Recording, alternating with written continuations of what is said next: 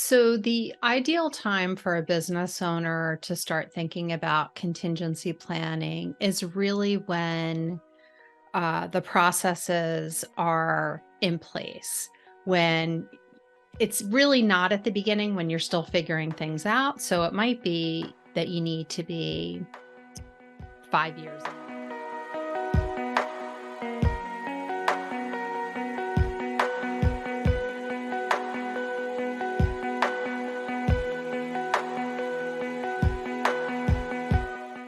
Hi there, everyone. Welcome back to another episode of the Female Empowered Podcast. Today, I have another guest episode. I love guest episodes. And today we have Mary Beth Simone on with us. And she's actually going to be talking about a really interesting topic. And I will say, I get a lot of, what's the word? Inquiries about being guests on my podcast. And normally I like scroll through them and I'm like, no, no.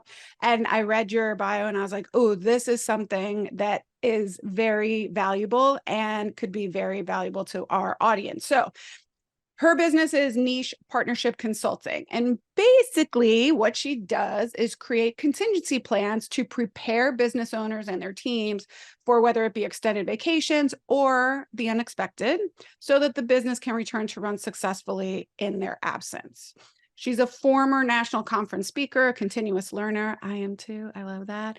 And loves helping business owners find peace of mind after retiring from a 30+ year career at Vanguard. In her free time, she's active in her local business community and loves to being a mom to her rescue dog. So one of the things, Mary Beth, that I speak to my group about all the time is the first step is how can you remove yourself from the business so it doesn't revolve around you, right? So that is, I used to call it Operation Krista Gets Hit by a Bus, and like, what happens to my business?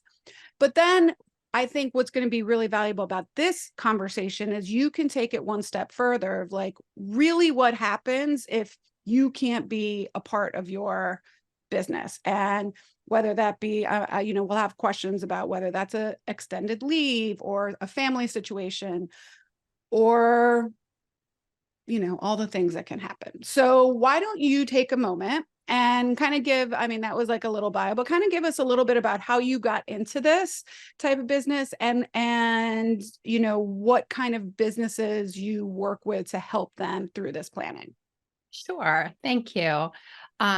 Yeah, so I was working at Vanguard and I knew that I wanted to retire early and start my own consulting business. And I wasn't exactly sure what my area of focus would be. And at that same time, one of my closest friends who had retired 2 years before me was diagnosed with pancreatic cancer. And she asked me if she didn't survive, would I be willing to help her husband navigate the finances because she did all of the investing, she managed all of the money. She was a technology manager like I was, and he didn't use a computer, a cell phone. We had a corporate background. We were good with processes and navigating ambiguity. And that's not everyone's skill set. So I knew that it would be challenging for him. So I said yes, not knowing what I was saying yes to. And unfortunately, she did not survive. And I had asked her if she would show me what was going on. We were girlfriends. We talked about everything, but we didn't talk about money. And so that never happened. We never had that conversation. And now I realize that that was probably a step too far in her diagnosis. That would be like admitting that she might not survive. And that was something that she couldn't go there.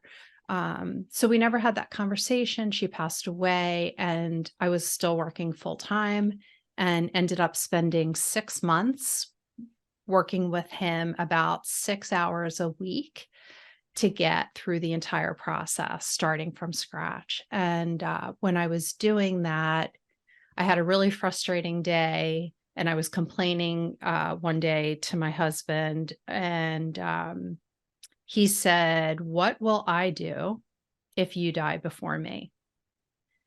And I said, I don't know, because I don't know that there's another me that I can tell you, that you can rely on. And he said, you better fix that. You better do something about that. So I started putting together a plan for us based on what I had done for my friend's husband, and trained him on it. And then I did it for a couple other business owners locally. And then I was like, okay, this is the business. This is what everybody needs, but we just don't even know that we need it. Mhm. Yeah, for sure. And your story, I always love hearing people's origin stories, no matter what industry they're in. And it's another testament to when you're starting a business, it's find the problem and create the solution, right? Rather than come up with something that you don't even know if people need or not. Like, and that's where a lot of times people are like, oh, I think people want that, but do you think they want that, or do they really need that? So you're, as sad as that story is, you found a problem that people needed help with, and then hence became the business, right? And I think Right. you're absolutely right. When people start businesses, that's the last thing they think about, Absolutely. right? It's the thing. I will tell you, my husband and I, when we got married, well, when we had children, we couldn't decide about, what would happen to them if something happened to us for ever and ever and ever and ever and ever and ever. And our attorney and they were like, you have to make that decision. You have to. And I was like, it's so hard, right? And there's so Yeah. many factors. So let's talk from a business perspective. Okay. So most of our listeners are small business owners. They're all small business owners for the most part, but they range in everything from a solopreneur, just them, to maybe a solopreneur and a couple team members, to maybe like a couple locations, right? So if from a small business perspective, what are some things to be thinking about in terms of contingency planning, and when should they start thinking about this? Yeah. So the ideal time for a business owner to start thinking about contingency planning is really when the processes are in place, when it's really not at the beginning, when you're still figuring things out. So it might be that you need to be 5 years in before that, yes, this business has legs, it's going to continue, it's becoming profitable, and we have some set processes that, with the way that our business operates, that's really the ideal time to consider creating your contingency plan. um, and the benefits of having the contingency plan in place is, I mean, one of the easiest ways to look at it as is that it's a way for you to get more time away from the business without Mhm. having a million phone calls. So you would go through and create an inventory of all of the things related to the business and potentially document the owner's roles and responsibilities. So one is a business contingency plan. The second one is the business continuance playbook. And between the two of them, your business is able to operate more seamlessly in your absence. And it also becomes an asset that you can sell with the business if you decide to sell the business. Yeah. So if I'm now, again, Operation Krista gets hit by a bus was in effect and successful. So now I'm pretty much removed from my business, and I'm going to start planning my contingency plan, right? What are some events that you have worked with in the past where people, owners have had to remove themselves from the business? So I might be thinking of death. I know it's sad to say, but but what are some other things that have come up that we might not even think about? Yeah. So, I mean, a lot of the clients that I work with are profit first Yep. users. Mhm. So if you're a profit first user, you know that some of Mike McAlliwitz's guidance is really to create a business that allows you to be able to take a 1 month vacation. Mhm. And so that is a perspective that I think is more accessible for people. And I work with a lot of high powered business owners who really need that month away, especially moms with, young families and stuff. I mean, they need that. They need a summer off or they need some quality family time.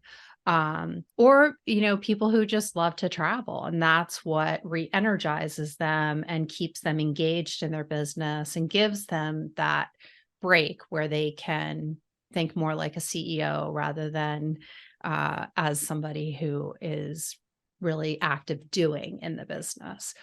So that is one concept to keep in mind. Another idea is to think about, eventually being able to transition your business. So some of my clients have children who work in the business. And so they eventually, their retirement plan is that they are going to transition ownership of the business to the children. I've had some people work through their contingency plan as a lead up to that transition, and you can have some really valuable conversations with your family at that point. And then the same thing, whether you were to sell it to another business owner.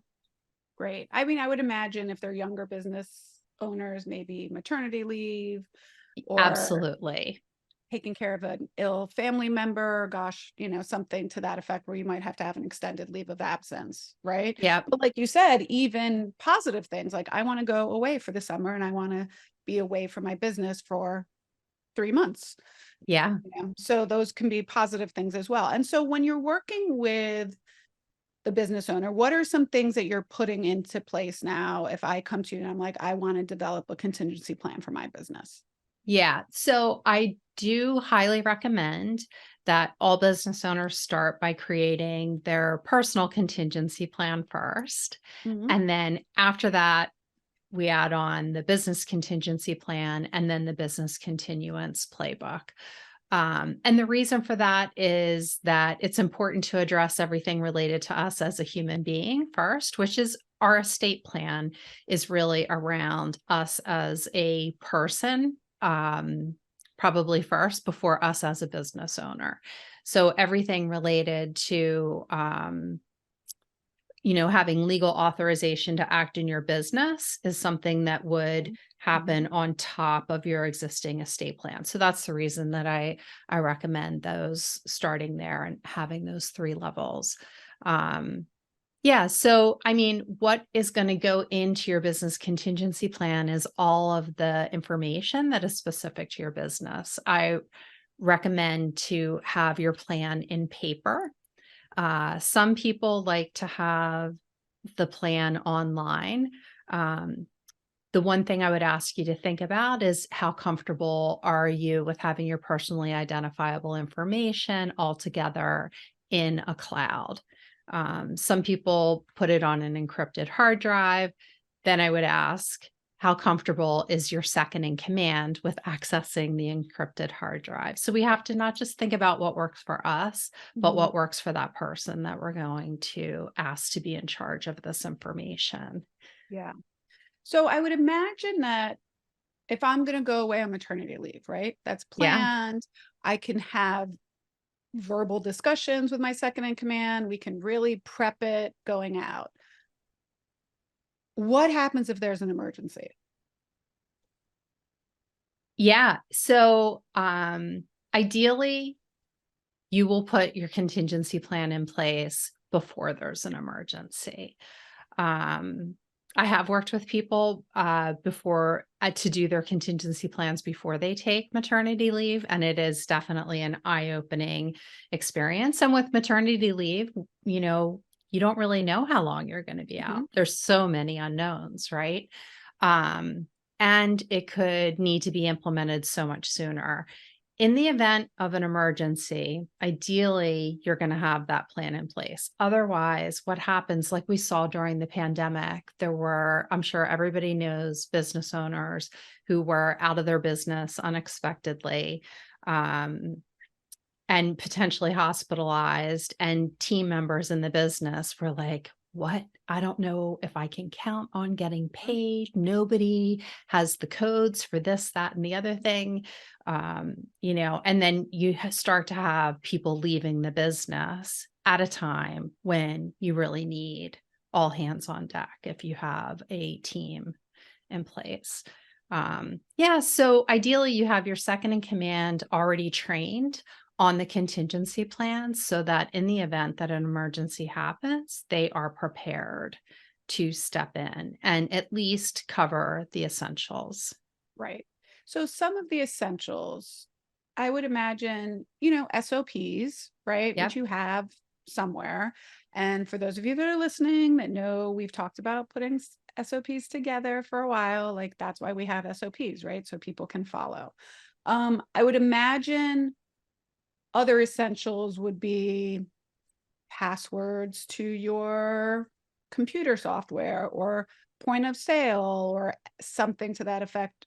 Bank, what about bank? People are really hesitant to give bank information. So what happens if, and I would say, like, what would happen if something, like COVID's a perfect example. What happens if somebody got COVID, an owner, and they were in the hospital and they don't have another signer on their bank? So what happens in that? Because I bet a lot of business owners don't have other signers or approval on their bank accounts. Right. Yeah, so that's definitely a topic of conversation, and worth really considering what makes the most sense. So I refer to, this key person who is going to be your emergency resource during, using your contingency plan as a second in command. And that person should be somebody who you trust with your passwords, who you trust with your financial information. You want to think of them as having access similar to what your power of attorney would have. Okay. So sometimes that is a spouse, sometimes it's a business partner, sometimes it's an adult child. Sometimes it is another practice owner. Like I work with a lot of therapists. Sometimes it is a colleague in the field, who you trust. Um, so when you use tools like LastPass for passwords, Mhm. you can identify an emergency contact who will automatically be given access once they request it. And you don't deny access within a set period of time that you have identified, that you have defined. So that is ideal. There are other password management systems that can be explored as well, but that is an ideal scenario. Many business owners will have their passwords in their business account partitioned between their personal passwords and their business passwords, so that if a spouse is the second in command, they will have access to everything as they need it. So that is key. Access to the code to open your phone is Mhm. extremely important during an emergency. Getting the business owner's phone. Um, so it is a serious role for this person to be able to have access to this information. So if you do give that person power of attorney rather than give them authorization to sign on your bank account, they can invoke power of attorney during an emergency. So Got it. power of attorney is for when you're alive, executor is for when you're Mhm. deceased. Yeah. Yeah. And so what happens in the event that a business owner hasn't thought about this stuff and hasn't set this plan into place? What happens in these situations? Yeah, that can be extremely challenging. So depending on, if it's a HIPAA compliant Mhm. business, there can be serious restrictions on even a spouse gaining access to information and systems. And so that can be extremely difficult. And it can stop a business Mhm. from operating. And once the money stops flowing into the business, that's, there's a risk that that asset will depreciate quickly. Yeah. And that is not what most business owners want, right? They want that asset to be there to benefit their family, regardless of them being associated with the business. So that's why the plan is important. Yeah. Okay. So can you give us a few more examples of some of the checklist things that say this is a good situation, I'm going away for 3 months, things that maybe, so we talked a little bit about bank account, we talked about passwords of software. Are there other, and SOPs, are there other things that maybe aren't necessarily top of mind for owners, and then halfway through their vacation, they're like, oh my God, I forgot to leave this information? Yeah. So, when we think about all of the essential information, so we're talking about banking and credit cards, right? And it's important to write narratives for both of those. So you want to write narratives about how you move money for your profit first Okay. accounting methods, Mhm. because although that may be intuitive to the owner, every owner does it differently. Right. And it's not intuitive to the person who is going to step in for you. So that's essential. The same thing for credit cards. You want to outline how you use points, so that, and how, what the cards are used for, so that they're used for the right expenses. Um, Access to any of your client, uh, like CRM Yep. systems, um, insurance information. Okay. Yeah. Some of my clients also dabble in real estate investments as part of, like as a side Mhm. Yep. business to their business. All of that information needs to be included, any licenses and certifications that you have, an inventory of uh, devices associated with the business, memberships, and subscriptions is also very helpful. Information about who manages your website and who that resource is, an emergency contact list for resources related to your business. Yep. That would include attorneys, accountants, bookkeepers. Um, yeah, and any, vehicles or any assets like that that might be associated with the business. Yeah, that's great. I also think, just from you saying that, like a resource list of all of your vendors is a great thing just to have, even if it's not it should be part of like your SOPs. I think is a great, you know, thing to have, of all of your vendors. Yeah, and like SOPs, so many business owners have SOPs documented for their team, Mhm. but they don't have Yeah. SOPs documented for their business owner roles. So that's, an area that um I would say that is worthy of spending a little time. For sure. So now let's take it, unfortunately, to like the more negative side. Like something really happens to the owner, and they can no longer operate the business. um, Medical leave, obviously passing away, maybe they become incapacitated of some sort without any documentation. Like, say there's nothing in writing. Okay. Especially, I'm thinking of solopreneurs who they don't have to have an operating agreement when they start the business. They just kind of open.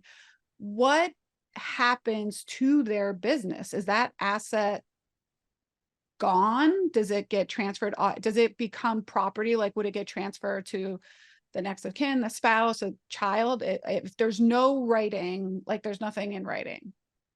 Yeah, so I mean, that would have to be probated. And so that would be on a state by state basis. So it would be decided state by state.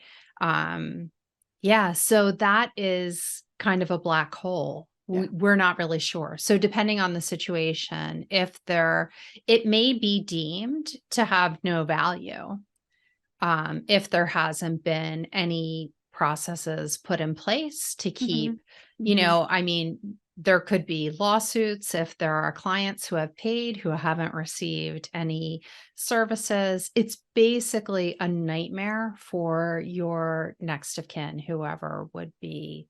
Would that Um, person be? Yeah. yeah, Yeah. yeah. And so,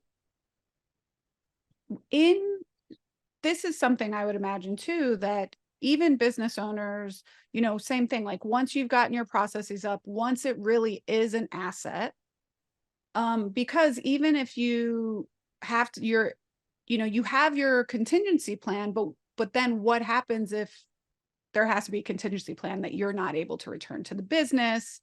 Is that a separate document that you also put into place? I guess that would be like what'd you say at the beginning? The continuation of Yeah, the business operation? continuance playbook. That's exactly where we talk about that kind of thing. So during that process, we go through what the owner's roles and responsibilities are from a daily to an annual basis. And then after we outline all of those responsibilities, then we start talking about what if the owner is out of the business unexpectedly for 1 month, for 3 months, for a year, Mhm. and then, for good. Um, and so when you think of those scenarios, it's very much like what you were saying before. It could be that you need to assist a family member. It never fails when I'm working with clients that there's some emergency in the family, and one person in a couple needs to leave and take care of a parent, or there's something going on with a child, and there's always something like that, right? So you think of those scenarios where the person will be back, Mhm. but it's kind of unknown as to how long this is going to take.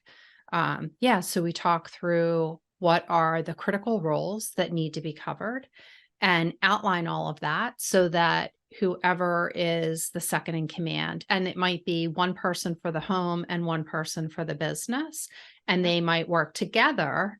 Um, in that scenario, and have a checklist of what they need to cover in the event. Just like kind of a cheat sheet of Mhm. the most essential roles that need to be covered Right. in that scenario. Yeah. I would imagine that as businesses become more profitable and it is an asset, that you do want to think about what's going to happen in the event that something happens to you as owner.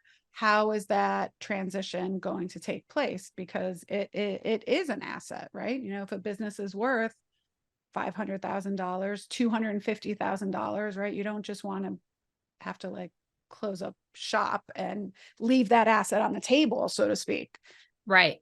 And so some businesses have people who are in the business who they know might have an interest in, taking over the business should that opportunity arise.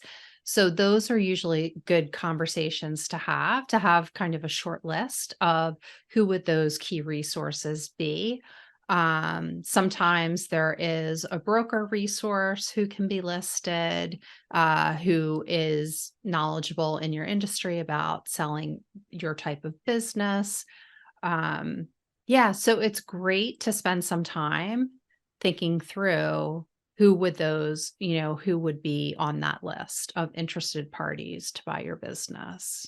Yeah, that's great. And so how long does it generally take when you start working with a business? And I would imagine it varies, but on average, how long does it take when someone retains you to they're done all the way with like the continuance, playbook? Yeah, the playbook. Yeah. And I work with businesses of all different sizes.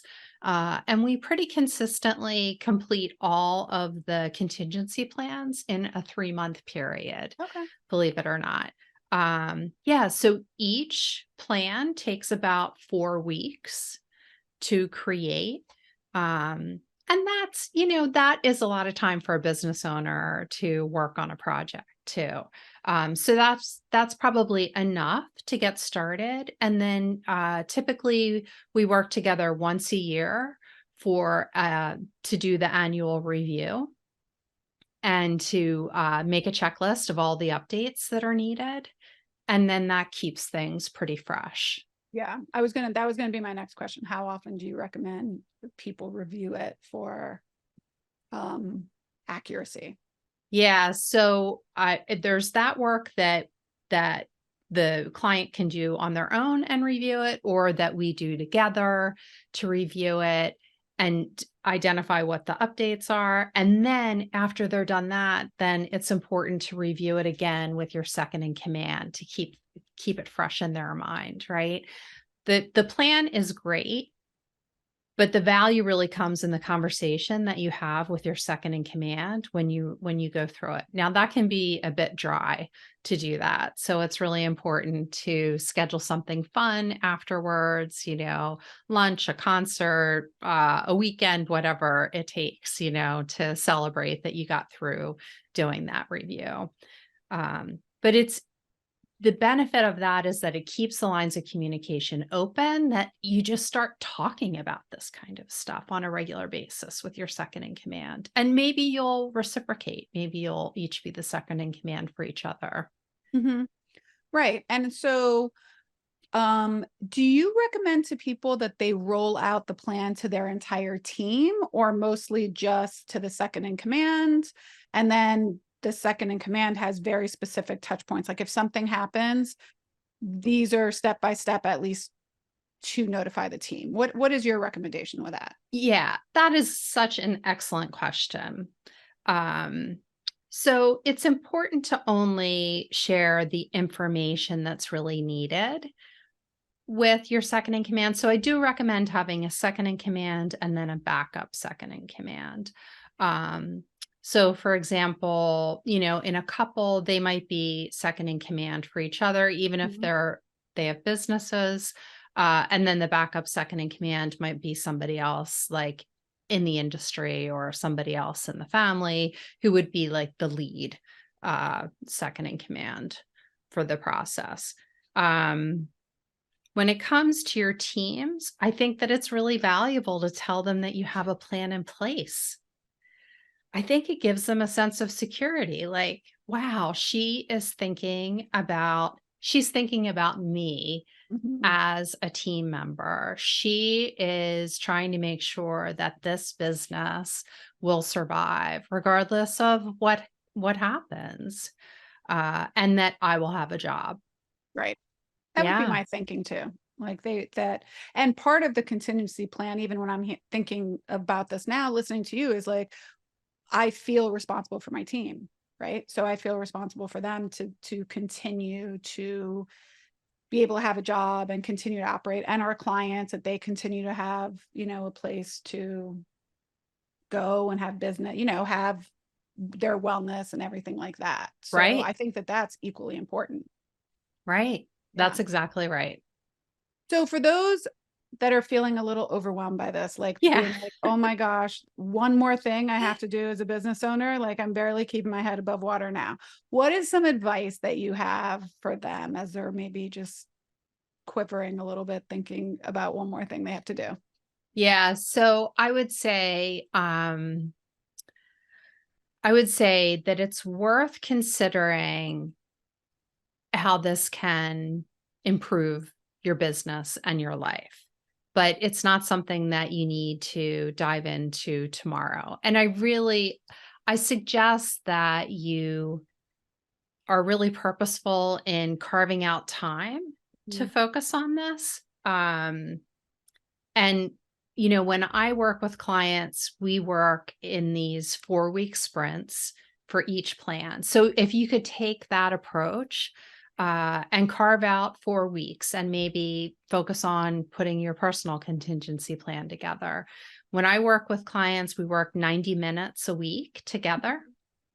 And then for the personal contingency plan and the business contingency plan, they may have 1 to 3 hours of homework a week.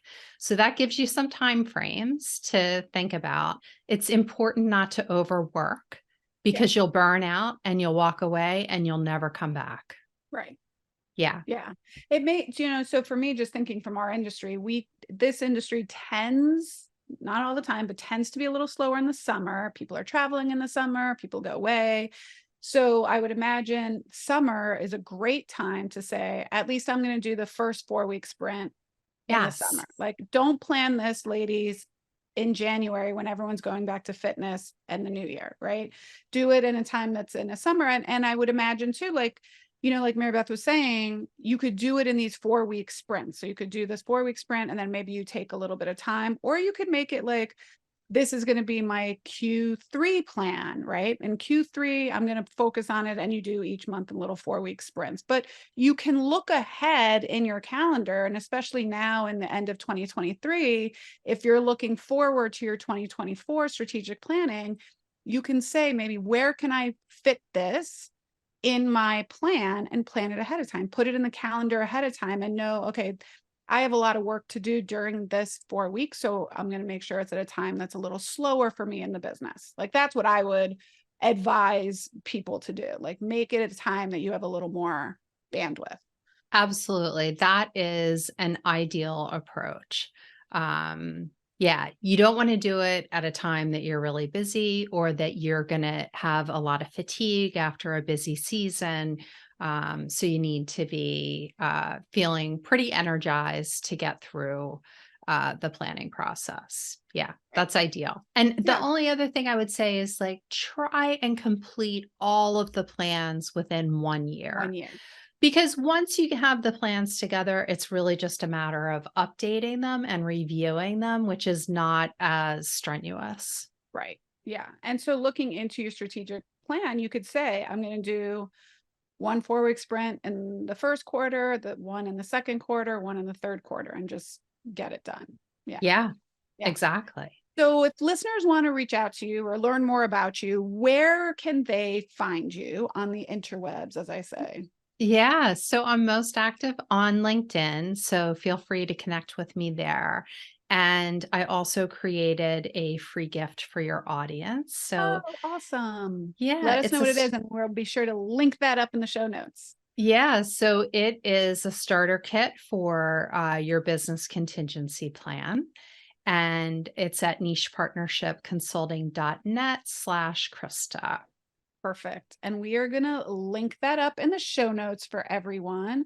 Be sure to go follow her on LinkedIn. I'm trying to get everyone I know to just at least be a little more active over on LinkedIn, because I also believe that it's a great place to find talent. So when we're looking to hire, Yeah, you don't have to be, I'm not on there all the time, but every once in a while you should go on your LinkedIn page, update it, et cetera, et cetera. So I think that that's a great thing. Well, thank you so much, Mary Beth, for joining us today. I'm sure that our listeners, I mean, this is a really important topic, and what better than to have someone who does this? This is what you do with people and helps them out. So I really appreciate it. Be sure to go grab that freebie, that starter kit from Mary Beth, and at least look over the checklist. Maybe you just put it in your mind that, this is something down the road that I should, because it's why we buy insurance, right? For our house and our car and our health, right? We're protecting an asset that we have down the road, and it's just something to think about. And like you said, it makes, when people are looking to exit, this is very valuable for a buyer to come in and say, oh yeah, I already have a contingency plan. Now, if it's going to a spouse, I'm assuming that it would have to be updated, but everything's already in place. You could take this and you could just update it for what the buyer wants, so that's exactly right. the great asset. Well, thank you so much for joining us. I really appreciate your time. And until next time, everyone, bye for now.